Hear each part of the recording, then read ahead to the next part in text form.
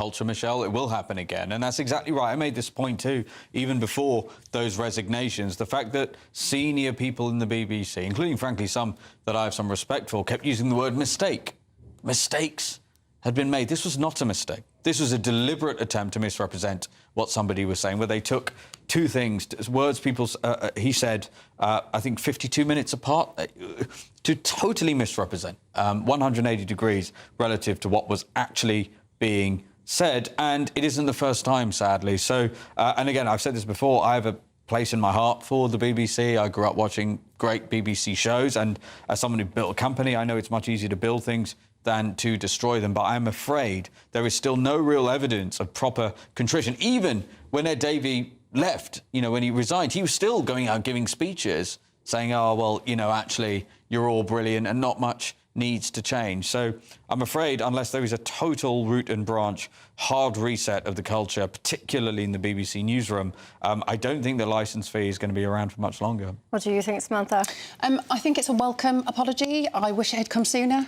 As a public service broadcaster, the BBC is held to a far more stringent set of expectations by everybody. And I'm not just talking about in the UK, I'm talking globally. Like, even in the US, the BBC is probably the most trusted source of information. So when that trusted source of information does something which it has completely misrepresented what was said, and I agree with Zia, actually, the splicing of the two messages made it look like it was said in a way that it wasn't. My heart sank when I heard that. However, I do want the BBC to flourish. I think it is a huge part of our soft power in the United Kingdom. It is a source of comfort to people worldwide with the BBC World Service. We produce some incredible things, and I think it's absolutely worth its licence fee, but it absolutely needs to up its game when it comes to building trust back up. But why do we need a state broadcaster that's mandated for everyone? And it's not even if you just watch BBC, by the way.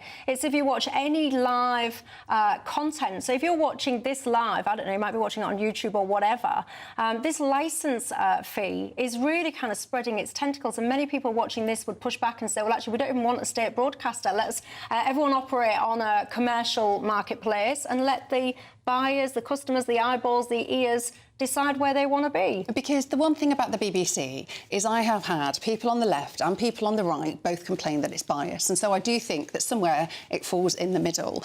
And if you leave people to just watch things that are not held to such a high account, they can have sort of unbiased content pushed in front of them. We were talking before the show, weren't we? The GBNews is typically, you don't get as many Labour MPs coming on because it's a right-wing channel and it's known for being that, even though I think I'm given a real fair audience, and that's why I like coming on. Just to be clear, when you say, because we do agree with that, we don't get many Labour MPs on, just to be clear, it's not for a want of trying. Mm-hmm. We have guest bookers on this station that literally, if they were sitting here now, the amount of time, energy and effort they expend trying to get left-wing counter-arguments onto this channel, it is eye-watering the amount of hours they spend. And often they will get the pushback, oh, we don't do GB News, we don't do GB News. And then they sit there and have the audacity to say, well, GB News is biased. Well, get your backsides on the channel then and put your point across, and it'd undermine your own argument then, is what I say. Anyway, Zia, do you think we need a state-funded broadcaster?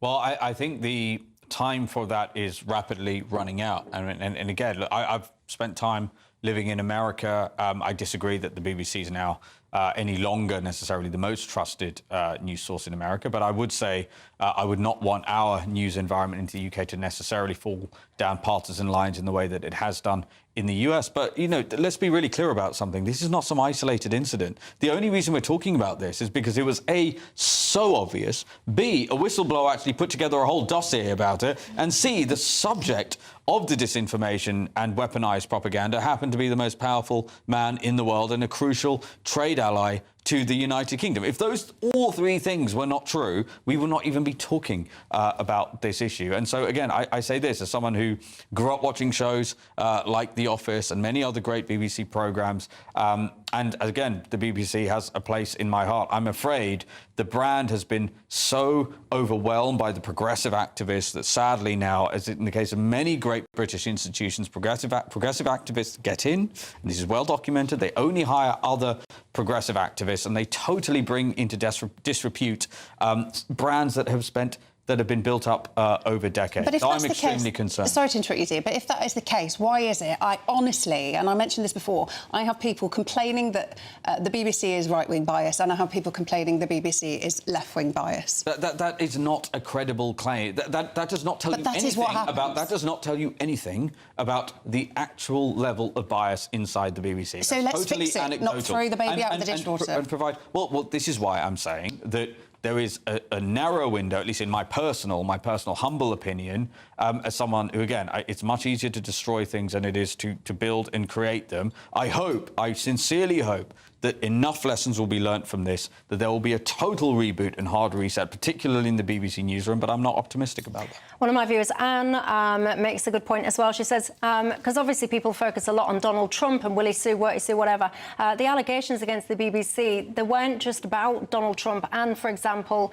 mentions the way that they've covered the conflict between Israel and Gaza. Also, the trans issue is one that I would point to as well.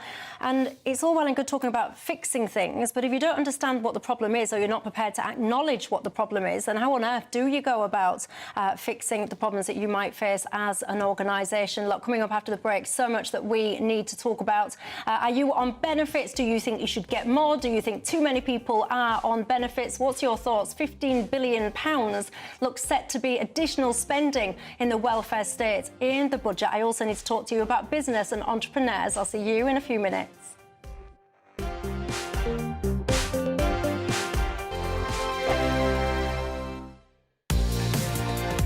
Mornings don't have to be tiresome, especially if you have the right company. Wake up to news as it happens, opinion and debate, and of course, a little bit of entertainment too. Because when the kettle's on, we're on. That's Breakfast on GB News, a show worth waking up for. Every morning from 6 a.m. Only on the People's Channel, Britain's news channel. We'll spread the news, you spread the word. From the school run to the home run, watch a new show for all of Britain. So he can say whatever he wants. A straight-talking show where all voices are heard.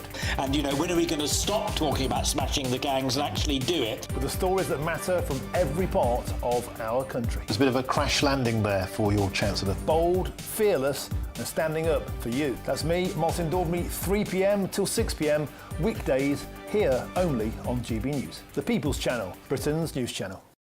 Westminster's full of talk, but out here, it's the real world. Am I allowed to talk now? No, that's it. This is where it matters, real people and real lives. That's what politics is all about. The fact has Trump made a good start? No. Straight answers, no spin, and just a couple of pints. How many fingers have I got up? About 10. So join me for Lee Anderson's Real World every Friday at 7 p.m, only on GB News. The People's Channel, Britain's news channel. You want to know what's really going on in the corridors of power? Labour don't know what to do with you half the time, and that makes you quite lethal in the chamber. Get behind the headlines with Chopper's Political Podcast. Join me, Christopher Hope, as I sit down with the great and the good of British politics. We'll see where this ruling takes us. These are the stories shaping our nation. Chopper's Political Podcast, available now on all platforms. Listen in and stay ahead. Decisions made in Washington aren't just shaping America, they're shaping Britain too. From migration to global security, from crime to health. Whatever happens in the White House today will be felt in your town or city tomorrow. That's why The Late Show is live from Washington, DC. Cutting through the politics to show you what it all means for Britain. The Late Show live every night at midnight. Only on GB News, Britain's news channel. Exciting news. Every Friday, my Patrick Christie's Tonight Show is going to have a twist to it. We're welcoming some special guests. You.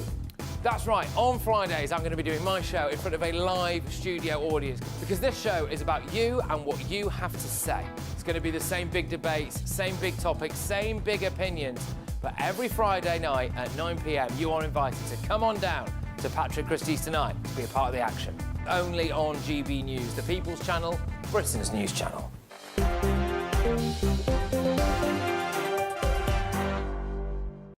Hello, everybody. Welcome back to Dewbs & Co. With me, Michelle Dewberry. Alongside me, I've got Zia Youssef and Samantha Niblett. Now, I don't know about you, but I am so delighted that the budget is almost upon us, not because of the content. I think it's going to be disastrous, but because, honestly, I'm not sure how much more speculation I could have coped with, actually. We've only got about 48 hours or less, perhaps, of that to go. But anyway, today the focus has been on the whole situation about welfare spending. This is a tough debate, one that really does divide people, but now it's looking likely that benefit spending is going to raised by up to £15 billion in the budget.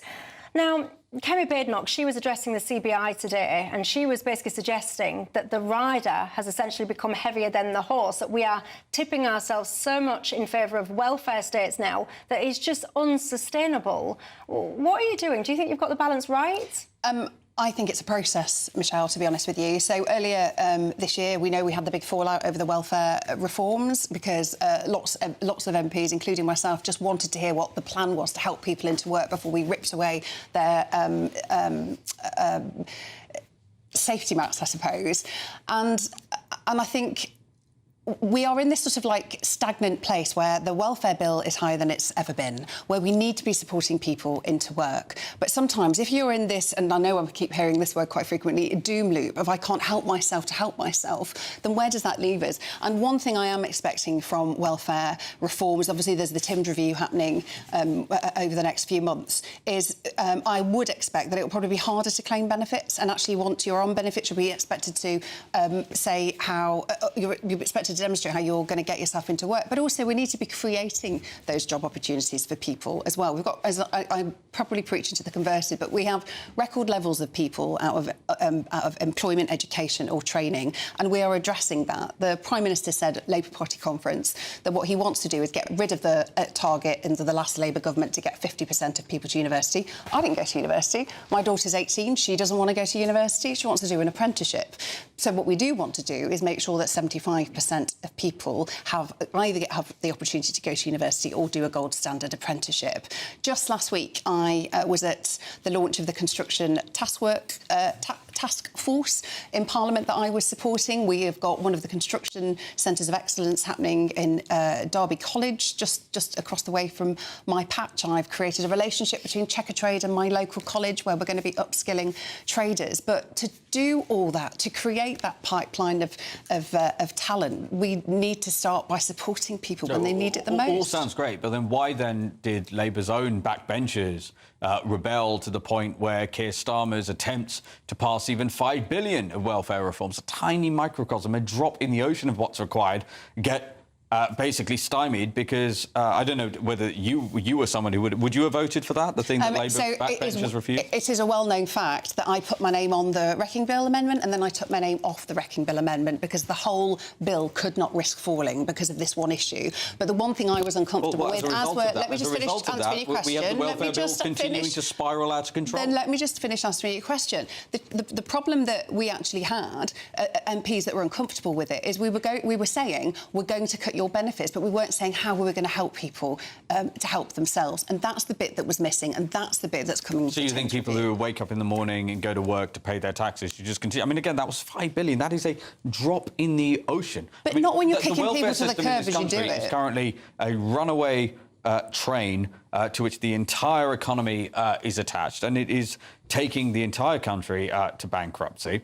We have laid out £25 billion of savings that can be made immediately for this fiscal year coming by Rachel Reeves, if she chooses to do it, by asking foreign nationals to bear the brunt of the, quote, difficult decisions to be made. There's no evidence that Rachel Reeves is going to do any of that, again, because all of those things you said sound great, but the reality is Keir Starmer and, in fact, Rachel Reeves are now so neutered, so politically castrated, frankly, that their own backbenchers will rebel against any sort of welfare reform. Do you know what's quite interesting, Zia, is it's very easy to say from a position of opposition how easy everything would be if you only just did this. But even your own councillors, I'm not going to have a dig because we've got the same challenges happening with Derbyshire County Council, which became reform in May. Down in Kent, in Derbyshire, we have got your councillors saying, oh, God, actually, it's not quite as easy as we thought it was going to be. Oh, we'll have Doge come in and make a load of cost savings. And actually, it's not as easy as you think it's going to be. So sitting in a position of opposition is one thing. So actually having to deal with the decisions is going to in try, power. for example, what we have said, number one, and this could absolutely be done by primary legislation, you could end welfare payments for foreign nationals, right? That would save double-digit billions of pounds every year and would compound over the coming decades. Is that something the Labour government would do? So we've absolutely said, as part of the upgrades to the immigration and asylum system, that we're absolutely going to overhaul who can and can't claim benefits. So you're going to end welfare payments for foreign nationals? Honestly, I'm not even going to answer that question whether yes or no, because I don't have the detail, and you will not find me giving an answer to a question I don't know the answer to. That as a no, because no, that's a I don't know. No, Zia, it's a I don't know. Okay. It's quite an interesting thing to not know, given. Do you know how much the British taxpayer currently spends on welfare for foreign nationals? No, I don't. Do you know how much they spend on welfare for universal credit? No, I don't, off the top of my head. And if you're trying to shame me by asking me to have this information right now, then... If we're going to have a conversation, a serious conversation... Well, what's the answer? Because my viewers won't know either. Well, the answer, the British government currently, and the Tories did this too, they hide the data, Michelle, in terms of welfare payments to foreign nationals. The one major exception to that is universal credit, where it is £8 billion this coming year alone that will be shelled out by people watching this programme who pay their taxes that goes directly to foreign nationals. That's just universal credit. That number is growing exponentially. And do you know what position? Evidence that Labour are even trying Just to one solve second, that though. problem. But so that is a really broad, sweeping brush to bash people over the head with. Do you know the personal circumstances? Yes, it is. Let me finish. Anybody over there yes, it is. Anything. You've just said this is the figure. If British taxpayers pay their taxes, they go to work and they pay their taxes. How do you know how many? How do you know? Position to say that taxpayer money should only go if it's welfare. Right, but how do you not know that those foreign nationals have not been over here working for years and years and their circumstances changed, and then they needed to be in a position where they were supported for a period in of this time. country and they are currently requiring the British taxpayer to fund them, then I'm sorry, they have broken the contract that is implicit in an immigrant being in this country. So if they lose their job through no fault of their own, you're saying they shouldn't be entitled to support to get back on their feet so they can continue contributing to this country? Yeah, we are saying that it is totally unconscionable for bricklayers and nurses and people working in retail stores to go to work and pay their taxes so that foreign nationals can benefit from their welfare right, okay, payments. so just There's addressing... nothing about OK. that that's acceptable. All right, and what just Labour addressing are doing that... instead, what your Chancellor is about to do is raise taxes on everybody whom I have just mentioned in order to continue to fund a food bank for the world. No. And that is the point. No, Either that's not somebody's true. got to pay... somebody has got to bear the brunt of the, quote, difficult decisions to be made. So here's the stat. Let me get a word in edgeways, please, It's always British citizens who have to pay the brunt. Let me get a word in edgeways, because a stat that came out when we were having the similar argument over immigration being a challenge, and that was a reason we needed to Brexit, was that there was this sweeping assumption that people that were immigrants in this country were absolute takers, when actually, on balance, if you look at a British national born here, lived here, over their lifetime, what they give and what they take comes in at net neutral. Immigrants add to our economy. So again, you're using such a sweeping brush, like, oh, there's an $8 billion bill for this, without looking at the bigger picture of what they're actually contributing. We are talking about removing welfare payments to foreign nationals. By definition, so we really can't help them back into the workplace to become taxpayers again. To taxpayer welfare payments, by definition, they are not adding to the economy. But they want to get back into the workplace to add to the economy. Great. Well, in that case, we should again. Here's the point. Who is going to have to pay for this? What Rachel Reeves is going to keep doing is saying tough decisions need to be made. A farmer was driven to suicide because of the inheritance tax raid that Rachel Reeves has put on farmers. I speak to so many business owners, I'm sure you do too, in your constituency, who are struggling under the increase in national insurance contributions that she's putting through. Now she's talking about a milkshake tax and a sugar tax and all sorts of different taxes that she's going to come out with. But to have a healthy workforce, they need to be healthy, so we need to fix the NHS, which is why we need the taxes. There are people who are going to have to pay the price for these, quote, difficult decisions. The difference between Reform and Labour is we're saying the people who should first and foremost bear the brunt of that are foreign nationals and not British citizens. And frankly, Labour have the opposite view. So if you come over here at the age of 18 as a foreign national, start working at the same age as a British-born person at 18 starts working, and 10 years later you have an unfortunate set of circumstances, you're saying that foreign national shouldn't be entitled to support to get back on their feet in the same way as the British national who started earning money at the same stage. You think those two people should be treated the same way, despite the fact that one is a foreign national and one is a UK citizen. The fact that you're even asking me no, it's basic maths here. Tells you it's basic maths. That you need no, to it know. tells you nothing. State, it does not tell you everything you need to know. To serve the interests of the British people. I would agree with you, and the British people benefit from the serious country operates on the basis that somebody who just arrived yesterday can now come and claim benefits. And that's before we talk, by the way, about the insane illegal migration and asylum programme. One thing we are getting rid of. You can't just come here and start claiming benefits. To answer your question directly, yes, a British citizen should be treated differently because the British state exists to serve the British people. Yeah, but one of the things that people at home are shouting at their screens is, and they'll disagree with both of your party's policies on this, when it comes to the two-child benefit cap. There was a poll conducted... I'm not sure they would, but... Well, there was a poll conducted, the most recent one I can find anyway, was conducted in July. I think it was by YouGov. It said that 59% of people were against the scrapping of the two-child benefit cap. And many people who are, to quote you, alarm clock workers, they get up, they graft, they will do considered decisions when it comes to family planning. How many children can I afford to have in my family? They will limit themselves to perhaps one child, two child, perhaps no children, based on their financial circumstances. They will feel it grossly unfair that if there is another family down the road who have had 4, 5, 6, 7, infinite amount of children, that they should be able to get an infinite amount of benefits. So can I just clarify? So that poll, generally when they do these polls, they just talk about lifting the two-child cap writ large. Right? Reform's policy is to lift it with very specific caveats for very specific people. Only for British citizens and where both parents are in work. Right? That is a very different thing to lifting it writ large. And that would mean, by the way, both parents are in work. They're not just watching daytime TV 7 days a week and not doing contributing anything.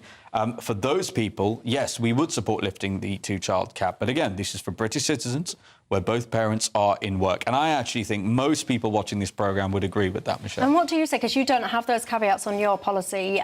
The cap was put in place essentially so that people on benefits could never out-earn, so to speak, working parents. Don't you have a concern that we're perhaps incentivising people to make reckless decisions based on a lack of personal responsibility and expecting taxpayers just to pick up that tab? Yeah, so a couple of key things on that. I am the daughter of people that have had to be on benefits for personal reasons. I wouldn't say that they just sit all day watching daytime television and are lazy. Secondly, well, of course some do, but of course, of course some do. But like the way you've made that another broad sweeping brush. So I absolutely understand, like Michelle, I do, and I have these conversations with my constituents. The trouble is, thinking of the bigger picture. One, if we know it's not polling well, then you really have got to think that there is a real economic reason for us doing this, and without like Labour Party briefings or what have you. Just my gut instinct on this would be, we have got a falling birth rate. So you know. We are going to be putting an incredible falling birth rate in an ageing population that is getting sicker as it gets older. So we're putting a huge burden on the next generation because there are fewer of them. So if we are not putting people off having children, that is one good thing. We are doing that alongside bringing things back like Best Start hubs and giving children a good start in life and filling their tummies in school so that they can learn. We're bringing back apprenticeships so that we can get people into the workplace. So it's bigger picture, I think. I was off the other day, but I did manage to catch up on a few bits and pieces, and I saw a video. I can't remember who shared. I don't know if it's a Labour Party or someone else, and it was surveying parents on the street, and it was vox popping, they call it. We're asking these parents, look, we've got these breakfast clubs now. What difference would it make to you in your life now if you've got these free breakfasts? You should have heard all the parents. They were talking about, oh, I can now go for a coffee with my friend. I can do a bit of housework. I can do this. I can do. I thought, well, hold on a second. I thought that all these taxpayers had to fund your child's breakfast because you apparently were so poor that you were desperately having having to go out to work earlier.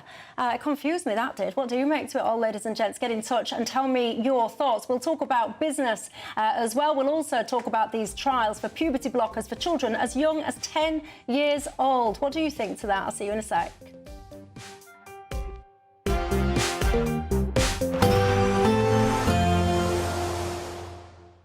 Ready to soak up that holiday sunshine? Won't we need some cover? No worries, all sorted. All Clear Travel Insurance sponsors GB News Travel Destinations Forecast.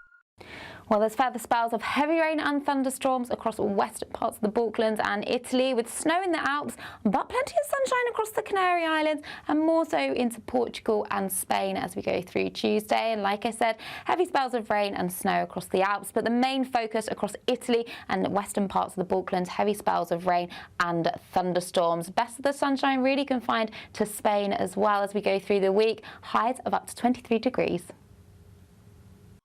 All Clear Travel Insurance sponsors GB News Travel Destinations Forecast. Good evening. Welcome to your latest weather update from the Met Office here on GB News. Temperatures falling away a bit overnight. It'll be a chilly day again tomorrow, but many of us will see some late autumn sunshine and the winds will be a little bit lighter. We've seen a brisk wind today thanks to this area of low pressure. It's slowly pulling away, but it's still providing quite a few showers across northeast Scotland, northeast England, down to East Anglia. And we're seeing a few more showers now coming into West Wales, Cornwall and across Northern Ireland. In between those showery zones, many places dry with lengthy clear spells, and as the winds ease, temperatures dropping down close to freezing. There will, in fact, be a frost over parts of western Scotland and northwest England.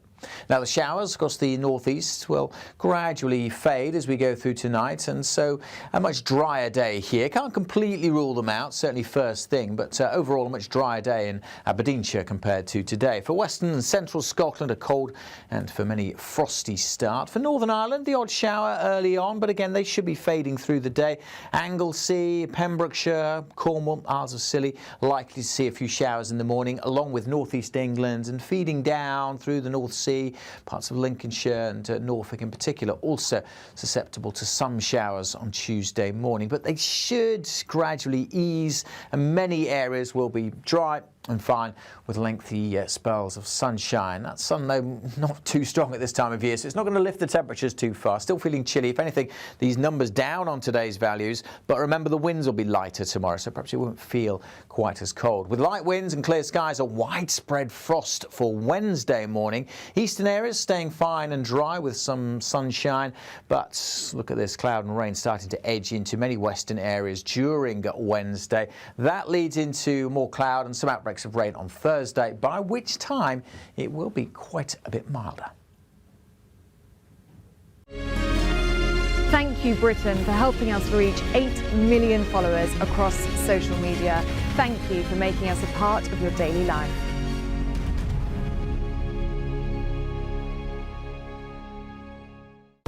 Good evening. This is the latest AI travel news from GBNews.com. In Cheshire East, a collision on the A556 northbound between the A50 and M56 closes one lane, causing a 50-minute delay. In Staffordshire, congestion on the A38 northbound adds 10 minutes to travel. In Bristol, a broken-down vehicle on M49 northbound has closed a lane. A collision on M4 eastbound in Slough shuts one lane. The M25 anti-clockwise in Kent is congested, causing 30-minute delays.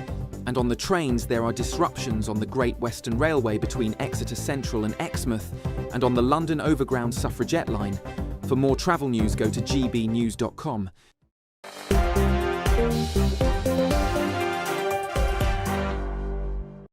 Hello everybody, welcome back to Dewbs and Kerr. Here with me, Michelle Dewberry, Youssef and Samantha Niblett. One of my viewers just said, Michelle, whilst he appreciates the sentiment of Reform UK in terms of working people, British nationals, he would still like to see it capped to, say, 3 children, he suggests, rather than an ad infinitum kind of number on and on and on. Keep your thoughts on that one coming in. Look, I don't normally indulge in such ridiculousness as this next topic, but I actually think it's got quite a serious edge to it, so I'm going to indulge it, because the Tory chairman now, I don't know if you've seen this, I don't know if you're on Twitter or X or whatever we call it now, Reform UK basically, I don't know, teased, whatever you want to call it, this badge that they were planning on launching. Well, now Kevin Hollinrigg, he essentially referenced it as being some kind of Nazi badge. Like I said, you could dismiss this as being ridiculous, but I actually think this wandering around calling people Nazi is dangerous. Zia Youssef.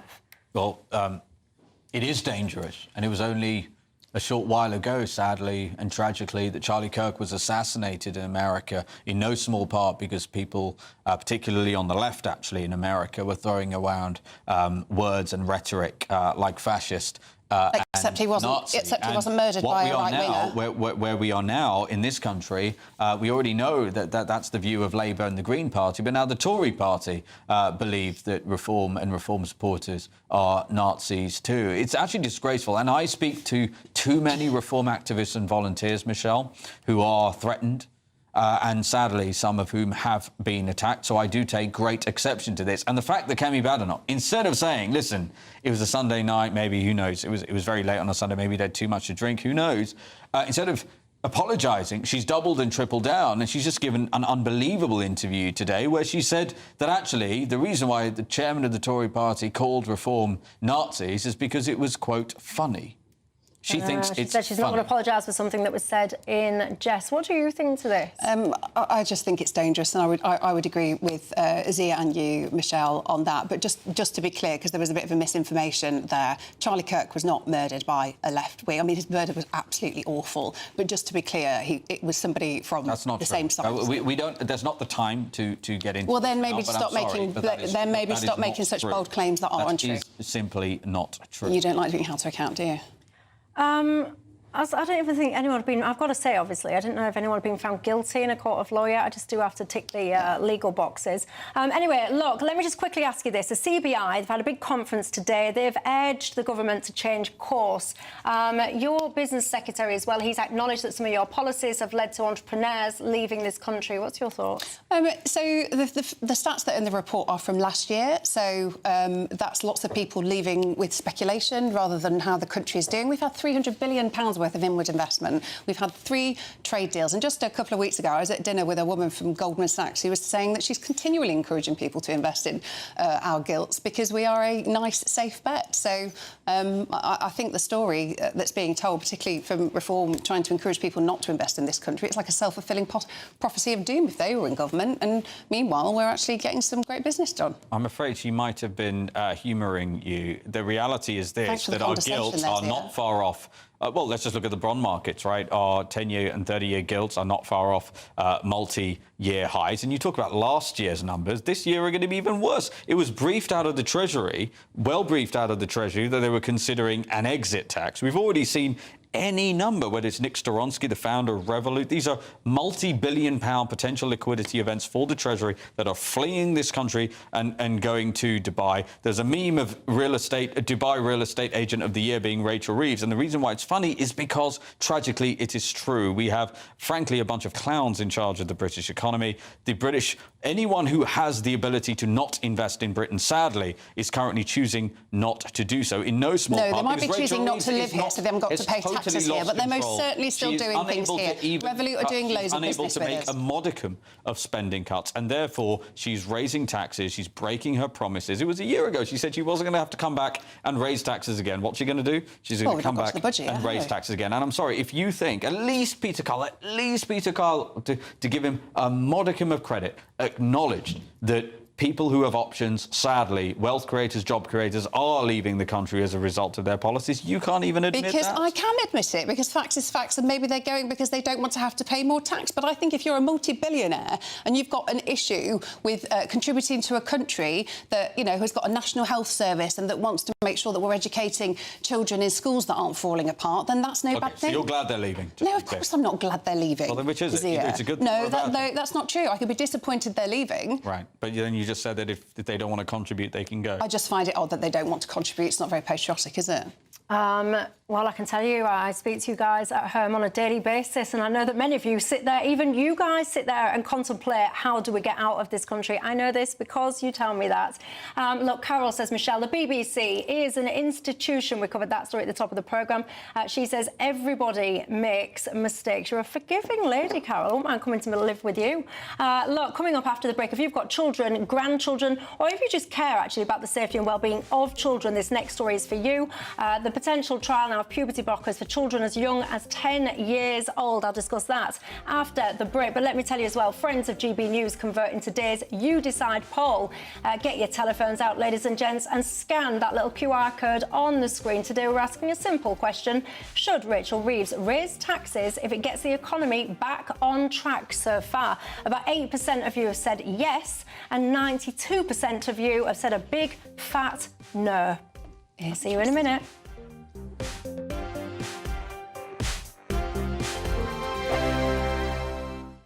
I'm Michelle Dewberry. This is Dewbs & Co with you. Hello everyone, Patrick Christie is here. GB News, Britain's news channel. Access the stories that matter to you.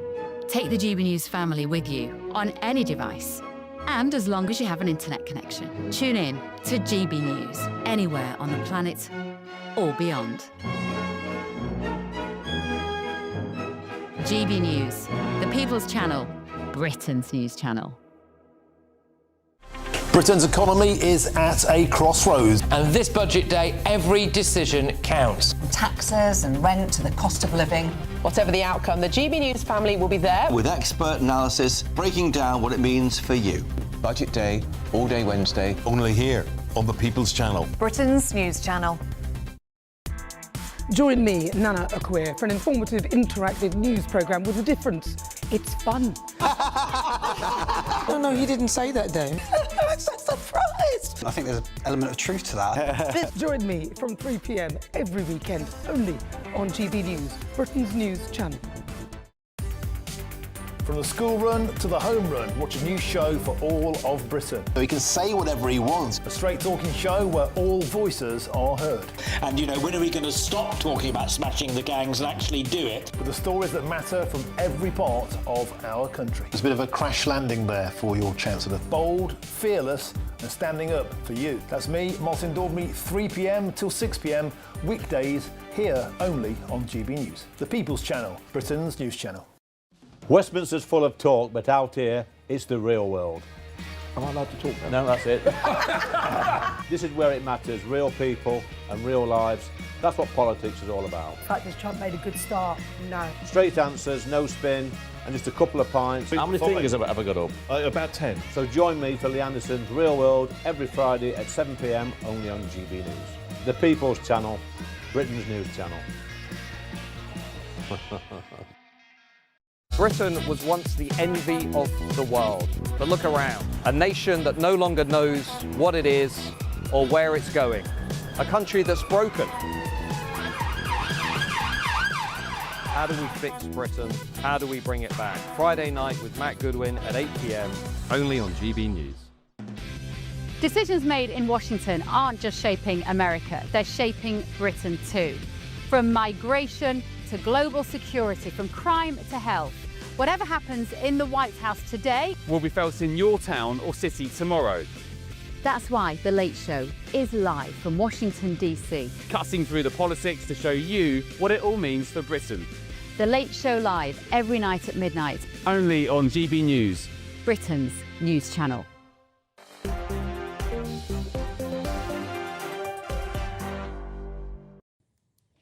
Hello there, everyone. I'm Michelle Dewberry. This is Dewbs & Co, Zia Youssef and Samantha Nibbler alongside me. Terry has got in touch. So, Michelle, I'm watching the programme. I'm unemployed due to being disabled. He said, I wasn't always disabled. I paid my taxes. I worked offshore and onshore. He says, now I get universal credit and PIP. He had to give up work and retire early due to illness and physical injury. He says, why am I and people like me being treated as some kind of leper of society and being used as a political pawn? I can't help my position. station, and I would appreciate anyone who can set the record straight, point out basically they're not all scroungers, and try and support the disabled community as much as possible. Well, there you go. Keep your thoughts on that one coming in.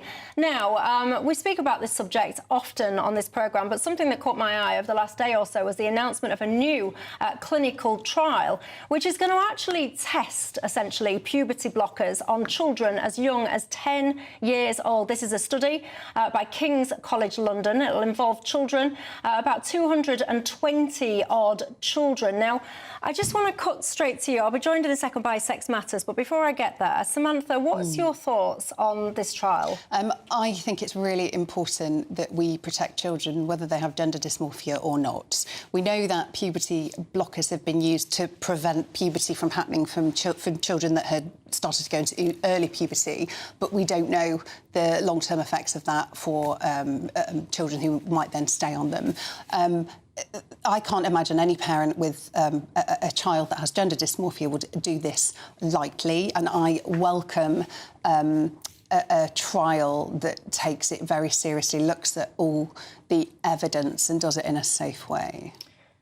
I mean, I've got to tell you as well, they're only following these kids, correct me if I'm wrong, for a period of 2 years. That in itself, I mean, the whole thing raises alarm bells to me, but that in itself, that 2-year period. Also, I'm joined now by Maya Forstatter, the founder of Sex Matters. Good evening to you, Maya. What do you think to this trial?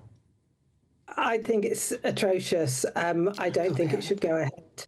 I think we already know the effect of puberty blockers. They do what they say on the tin. They block puberty, which is a crucial time in a child's development, their brain development, their body development. And we know that most young people, children and young people who experience gender dysphoria as children, grow out of it. It's puberty that is the cure. And so blocking a child's puberty is a first step towards putting them then on cross-sex hormones. And there's no evidence that this helps children. The rationale for doing it is to try and make them look better if they do go on to transition. It's purely cosmetic. And to do something like that to children at that crucial stage of their growing up, I don't think this is an ethical trial at all. But what would you say to some people that say, well, hold on a second, one of the aspects of the Cass report was a suggestion that there should be some kind of controlled trial or something like that? She did say that, but she also said it needed to pass the ethical screening, and this test has passed the ethical screening, but I think there's some very, very serious questions about whether they've done their job, because particularly thinking about following the Supreme Court judgment this year, which said that men are male, women are female, and that matters for your whole life. It matters for sex-based rules, matters for sports, matters for services. It's not clear that children or their parents understand this, and there's nothing in the protocol that says this is going to be explained to these children. So you can imagine a child who's been led to believe that they can be born in the wrong body, and that if they take these tablets and then go on to have surgery, they can live as the opposite sex. They're too young to understand what it is they're giving up, both in terms of adult sexual function, their sexual orientation, the ability to be a mother or a father or to breastfeed. They're giving away all of that if they go on to take cross-sex hormones, and they're just too young. OK. Did you want to come back to that? Yeah, they're not giving away anything. When you stop taking puberty blockers, you go through puberty. So the question here is actually when is the right time to go on or come off puberty blockers. So that's really misleading. Maya, is that misleading? Very quickly, sorry. Whole thing. I'm sorry. Look, what is happening here? Anyone with common sense can see what is happening. What is currently being sanctioned here is the experimentation with permanently life-altering drugs on minors, on children. It was only in 2020, not too long ago, that 3 High Court judges said under-16s cannot give informed consent to this sort of thing. I think it's a catastrophe, and it will be to the eternal shame of the United Kingdom that we're allowing this stuff to happen. Like I said, if you come off puberty blockers, you go through puberty. And I tell you what's life-altering. What's life-altering? Let me finish. It's my 20 seconds, please. They then go through puberty, if you come off, 40. if you must know what you you're are saying a is trans nonsense. woman and you've not had a chance to stop your puberty, then it makes it much harder to If you pass take as a woman. puberty blockers for 20 years and then come off them, you do not then go through puberty. That is total Well, that's nonsense. not what we were And I told on don't the know Women how you Equality say such Select things with Committee a by straight medical face. experts. And it is children, it is under 16s who cannot give informed consent to this sort of thing that are going to pay the price. Well, what do you make to it all? I just think it's absolutely tragic. How have we ended up in this situation, ladies and gents? That's all for one night. I'll see you tomorrow night. Thanks for your company. Expect warm spells with the odd rude interruption. Box Boiler sponsors the weather on GB News. Good evening. Welcome to your latest weather update from the Met Office here on GB News. Temperatures falling away a bit overnight. It'll be a chilly day again tomorrow, but many of us will see some late autumn sunshine and the winds will be a little bit lighter. We've seen a brisk wind today thanks to this area of low pressure. It's slowly pulling away, but it's still providing quite a few showers across northeast Scotland, northeast England, down to East Anglia. And we're seeing a few more showers now coming into West Wales, Cornwall and across Northern Ireland. In between those showery zones, many places dry with lengthy clear spells, and as the winds ease, temperatures dropping down close to freezing. There will, in fact, be a frost over parts of western Scotland and northwest England. Now, the showers across the northeast will gradually fade as we go through tonight, and so a much drier day here. Can't completely rule them out, certainly first thing, but overall a much drier day in Aberdeenshire compared to today. For western and central Scotland, a cold and for many frosty start. For Northern Ireland, the odd shower early on, but again they should be fading through the day. Anglesey, Pembrokeshire, Cornwall, Isles of Scilly, likely to see a few showers in the morning, along with northeast England, and feeding down through the North Sea. Parts of Lincolnshire and Norfolk in particular also susceptible to some showers on Tuesday morning, but they should gradually ease and many areas will be dry and fine with lengthy spells of sunshine. That sun, though, not too strong at this time of year, so it's not going to lift the temperatures too far. Still feeling chilly. If anything, these numbers down on today's values, but remember the winds will be lighter tomorrow, so perhaps you won't feel quite as cold. With light winds and clear skies, a widespread frost for Wednesday morning. Eastern areas staying fine and dry with some sunshine, but look at this, cloud and rain starting to edge into many western areas during Wednesday. That leads into more cloud and some outbreaks of rain on Thursday, by which time it will be quite a bit milder. Expect warm spells with the odd rude interruption. Box Boiler sponsors the weather on GB News. Thank you, Britain, for making us the fastest growing news website in the nation, because the truth matters, and so do you.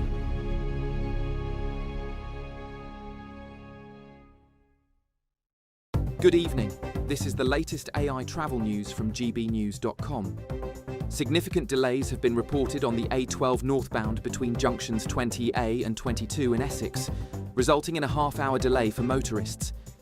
Additionally, in Cheshire East, a collision on the A5556 northbound between the A50 and the M56 has led to the closure of one lane, with delays of around 40 minutes. Similarly, a crash on the A419 southbound in Wiltshire has resulted in one lane closure, causing a substantial 40-minute delay. On the rail network, passengers are experiencing disruptions with Great Western Railway services and the London Overground Suffragette line. For more travel news, go to gbnews.com. It's the final week to see how you can enjoy Christmas on us. First, we'll give you an incredible £30,000 in tax-free cash. Then we'll give you a further £10,000 cash to spend on all your Christmas presents, even the tree. Christmas lunch, that's on us too, with £1,000 in shopping vouchers to spend at your favourite supermarket. Finally, a GB News Christmas goodie bag. For another chance to win, text WIN to 63225. One entry costs £2.50 plus one standard network rate message. Or text BONUS to 63225. 5 entries cost £5 plus one standard network rate message. Go to gbnews.com/win. Entries start at £2.50. Call 0903 686 3232. Calls cost £2.50 plus your network access charge. Or post your name and number to GB17 PO Box 8690 Derby DE1 9TT. UK only. Entrance must be 18 or over. Lines close at 4 p.m. on the 28th of November. Please check the closing time if listening or watching on demand. Good luck. Bold. They are under no illusion. Ray. Are you a human trafficker? Boundless. I've had enough of the nonsense. and I'm not afraid to say it. Don't get this on the BBC. Every weeknight, I tear through the headlines. The smell of gasoline. Should we be worried about it? From Westminster madness to cultural war chaos. What we're going to do now, they are throwing things up the car as we speak. Get ready, Britain. Here we go. Patrick Christie's Tonight, weeknights from 9 p.m, only on GB News, Britain's news channel. Hi, I'm Michelle Dewberry, and my show is your opportunity to cut through all the noise and dive in headfirst to some robust debates. Ideas clash. Situation, no, isn't it? No, Because the failure is... You're deliberately avoiding my point. Nothing's held back. And if you think this is the end of it, wait for more. And we do not shy away from the difficult stuff. Sometimes I want to shake people and say, if only you understood. So join me on Dewbs & Co. weeknights at 6 p.m, only on GB News, Britain's news channel.